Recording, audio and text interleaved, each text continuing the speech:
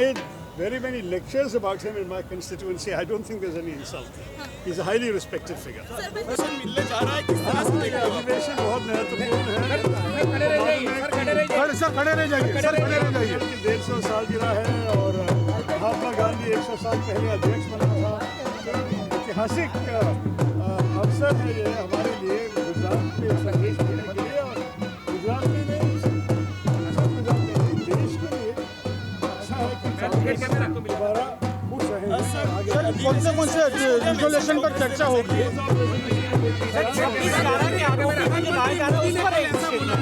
26/11 के जो आरोपी को तैमूर राणा को भारत लाया जा रहा है उसको आप किस तरह से देखते हैं?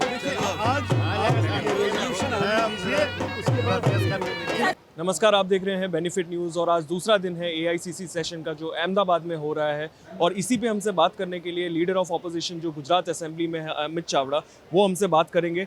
तो शुक्रिया हमसे पहली बात तो बात करने के लिए। पहले हमें ये बताइए कि कल की जो अहम CWC मीट हुई तो उसके अंदर जब जयराम रमेश ने प्रेस कॉन्फ्रेंस में बोला कि सिर्फ नेशनली नहीं गुजरात के ऊपर भी बात हुई थी, तो आप उस पर शायद थोड़ा विस्तारपूर्ण से बता पाएंगे कि क्या टॉपिक, क्या मुद्दे जो कांग्रेस को दिखे गुजरात में? कल CWC बैठक में भी पूरे देश के हमारे वरिष्ठ नेतृत्व की उपस्थिति में न्याय पथ, संकल्प, समर्पण और संघर्ष, ये विचार के साथ, ये नारे के साथ ये अधिवेशन होने जा रहा है। पूरे देश से 2000 से ज़्यादा डेलीगेट्स शामिल हो रहे हैं। पूरा नेतृत्व है यहाँ गुजरात पे और यह गांधी सरदार की भूमि है। साबरमती तट से एक नई आज़ादी की लड़ाई के तौर पे ये अधिवेशन को देखा जाता है, क्योंकि गुजरात में पिछले 3 दशक से भाजपा का शासन है। गुजरात का युवा बेरोजगार है। गुजरात का युवा आज कॉन्ट्रैक्ट, आउटसोर्सिंग, फिक्स पगार से उसका शोषण किया जाता है। गुजरात की महिलाएं आज सुरक्षित नहीं है। गुजरात में दारू, ड्रग्स की बदी बढ़ने के कारण आज युवा धन नशे की कगार पे पहुंचा है। गुजरात में कुपोषण से हम सबको शर्म आती है। गुजरात का किसान है, आर्थिक तौर पे पायमाल हो चुका है। गुजरात का जो वर्कर्स है, डायमंड वर्कर्स है, सिरामिक इंडस्ट्री है, टेक्सटाइल इंडस्ट्री, वो आज आर्थिक तौर पे पायमाल हो चुका है, आत्महत्या कर रहे हैं। गुजरात के छोटे व्यापारी है, GST और बाकी जो सरकारी परिस्थिति उससे बहुत तकलीफ में है। गुजरात की गृहिणी महंगाई से, भ्रष्टाचार से, हर तरह से लोग परेशान हैं। तो गुजरात के लोगों के जो भी प्रश्न है, जो भी समस्या है, उसको हम उजागर करेंगे, उसके लिए न्याय के लिए लड़ाई लड़ेंगे। गुजरात का SC, ST, OBC माइनॉरिटी वर्ग है, उसको आज बजट में हिस्सेदारी नहीं मिलती। उसकी जो पॉपुलेशन है उसके हिसाब से उसको हिस्सेदारी नहीं मिलती, तो उसको हिस्सेदारी मिले, तो न्याय हो, अधिकार मिले।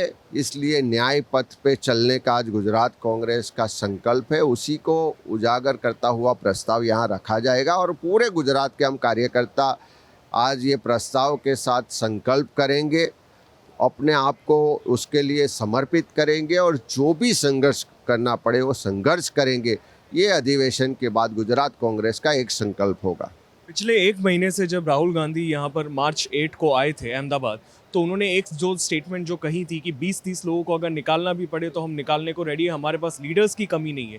तो इस AICC सेशन के बाद क्या हमें दिख रहा है कि कुछ नए चेहरे आने वाले हैं या जो कुछ पुराने चेहरे हैं उनको निकाला जा सकता है?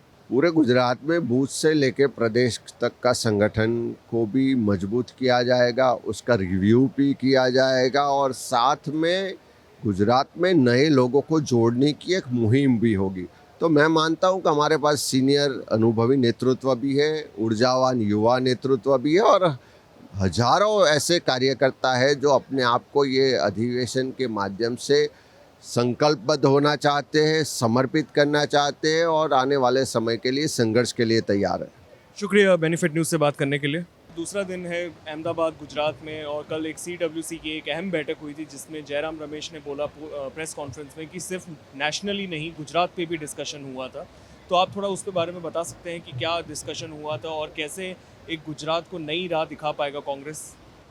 देखिए, गुजरात जो है ये देश की राजनीति, देश की दिशा और दशा को पिछले 100 साल से ज़्यादा, जब से हमारा आज़ादी का आंदोलन चला, उसको दिशा और दशा देने का काम करता है। महात्मा गांधी जी की धरती है, सत्य और अहिंसा की धरती है और हमारे लौह पुरुष सरदार वल्लभ भाई पटेल की धरती है। तो यहाँ से जो भी आवाज़ उठती है वो सारे देश के अंदर जाएगी। तो इसलिए आज पूरे देश के अंदर कांग्रेस पार्टी ने जो फैसला किया कि यहाँ पर एक अधिवेशन करके फिर उसके बाद हम आगे चलेंगे, तो ये देश की दिशा और दशा को तय करने का काम करेगा।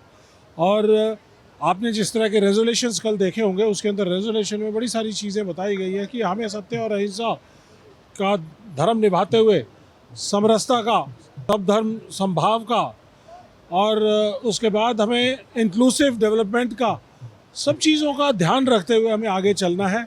हमें social justice, political justice, economic justice, equitable distribution of resources, इन सब चीज़ों की तरफ चलना है। तो उसके लिए कांग्रेस पार्टी ने यहाँ पर अधिवेशन किया।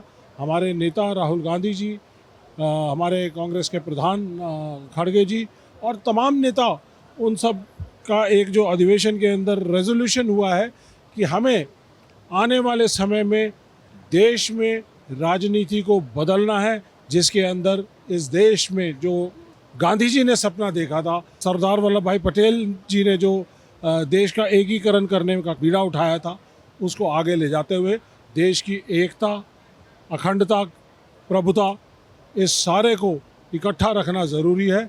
और जो देश में जो डिवाइसिव पॉलिटिक्स चल रही है आज की डेट में, उसको ख़त्म करने का काम जो कांग्रेस पार्टी करेगी। कांग्रेस पार्टी के जो जिस तरह से राहुल गांधी जी बोलते हैं कि उन्होंने न्याय की लड़ाई, सत्य और न्याय की लड़ाई लड़ने का बीड़ा जो उठाया था भारत जोड़ो यात्रा से, भारत जोड़ो न्याय यात्रा से, और फिर उसके बाद संविधान को बचाने का जो बीड़ा उठाया था, उसको यहाँ से आगे ले जाते हुए हम सब लोग कार्यकर्ता यहाँ से एक नई एनर्जी, ऊर्जा को लेकर यहाँ से जाएंगे। और गुजरात में आप देखेंगे कि बदलाव की बयार यहाँ से इस अधिवेशन के बाद से चलेगी और कांग्रेस पार्टी का राज्य यहाँ पर शासन स्थापित होगा। और इसी तरह से 2029 में कांग्रेस पार्टी अपने सभी वर्कर्स को एक नई ऊर्जा देकर राहुल गांधी जी की अगुवाई में, उनकी लीडरशिप में, हमारे सेनापति की लीडरशिप में देश में सभी धर्मों का, सभी जातियों का संविधान का राज स्थापित करने का काम करेगी। ये कांग्रेस पार्टी के इस अधिवेशन ने बीड़ा उठाया।